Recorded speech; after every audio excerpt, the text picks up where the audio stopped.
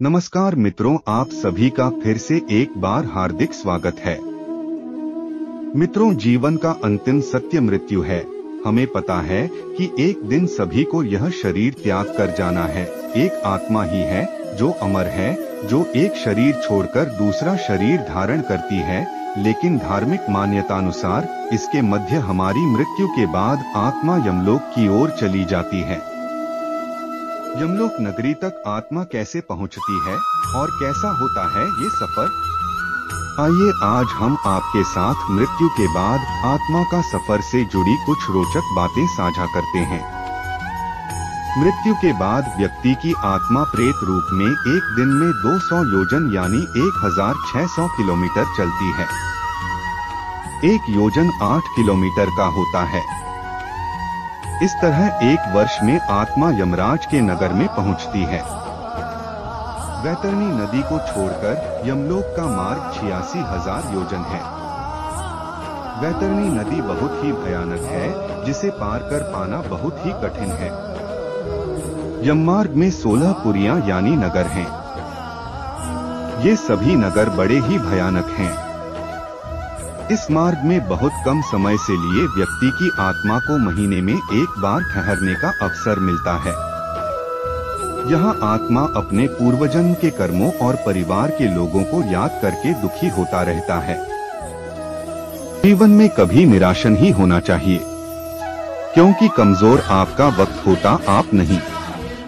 जैसे तेल समाप्त हो जाने पर दीपक बुझ जाता है, उसी प्रकार कर्म के क्षीण हो जाने पर भाग्य भी नष्ट हो जाता है।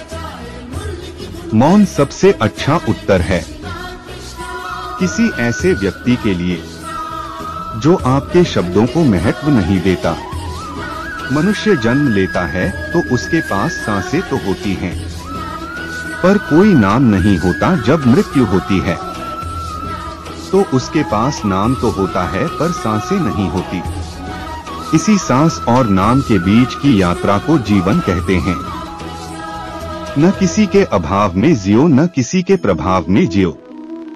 यह जिंदगी है, आपकी अपने स्वभाव में जियो। क्रोध से भ्रम पैदा होता है, भ्रम से बुद्धि व्यग्र होती है। जब बुद्धि व्यग्र होती है तब तर्क नष्ट हो जाता है। जब तर्क नष्ट होता है तब व्यक्ति का पतन हो जाता है।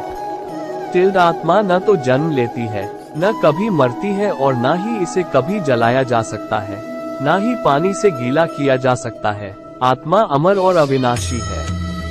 तिल्द अगर व्यक्ति शिक्षा से पहले संस्कार, व्यापार से पहले व्यवहार और भगवान से पहले माता पिता को पहचान ले तो जिंदगी में कभी कोई कठिनाई नहीं आएगी। तिल्द विषयों का चिंतन करने से विषयों की आसक्ति होती है। आसक्ति से इच्छा उत्पन्न होती है और इच्छा से क्रोध होता है। क्रोध से सम्मोहन और अविवेक उत्पन्न होता है।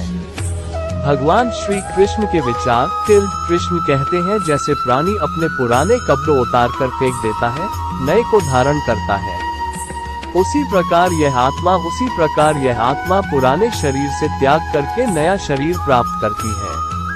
तिल्द तुम उसके लिए शोक करते हो जो शोक करने के योग्य नहीं है, और फिर भी ज्ञान की बातें करते हो। बुद्धिमान व्यक्ति ना जीवित और ना ही मृत व्यक्ति के लिए शोक करते हैं, पर इंसान की प्रतिष्ठा, वंश, वैभव तीनों ही समाप्त हो जाते हैं। तिल्द जीवन में कभी भी किसी से अपनी तुलना मत कीजिए। आप जैसे हैं सर्वश्रेष्ठ हैं। तिल्द बुरे कर्म करने नहीं पड़ते हो जाते हैं, और अच्छे कर्म होते नहीं करने पड़ते हैं। तिल्द जो अपने मन पर नियंत्रण नहीं रखता, वो स्वयं का शनैः शत्रु बनता जाता है।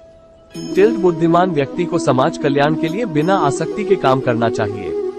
तिल्द स्वार्थ संसार का एक ऐसा कुआं है जिसमें गिरकर निकल पाना बड़ा कठिन होता है। तिल्द सेहत के लिए योग और किसी की जरूरत पर सहयोग दोनों से ही जीवन बदलता है। तिल्द दुष्ट लोग अगर समझाने मात्र से समझ जाते तो यकीन मानो महाभारत कभी ना होता।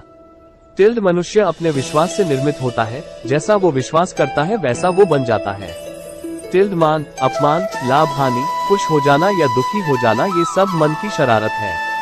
तिल्द जिसे तुम अपना समझकर मग्न हो रहे हो, बस यही प्रसन्नता तुम्हारे दुखों का कारण है। तिल्द उस इंसान का मंजिल से भटक जाना तय है जिसकी संगत में नकारात्मक लोग रहते हैं।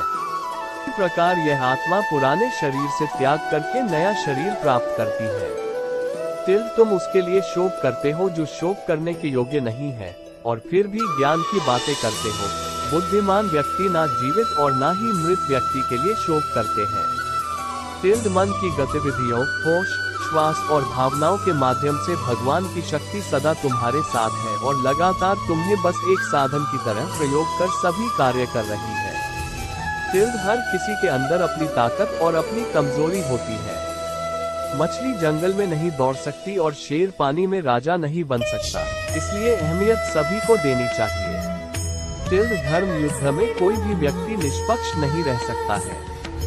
धर्म युद्ध में जो व्यक्ति धर्म के साथ नहीं खड़ा है, इसका मतलब है वो अधर्म का साथ दे रहा है, वो अधर्म के साथ खड़ा है। अहंकार करने पर इंसान की प्रतिष्ठा, वंश, वैभव तीनों ही समाप्त हो जाते हैं।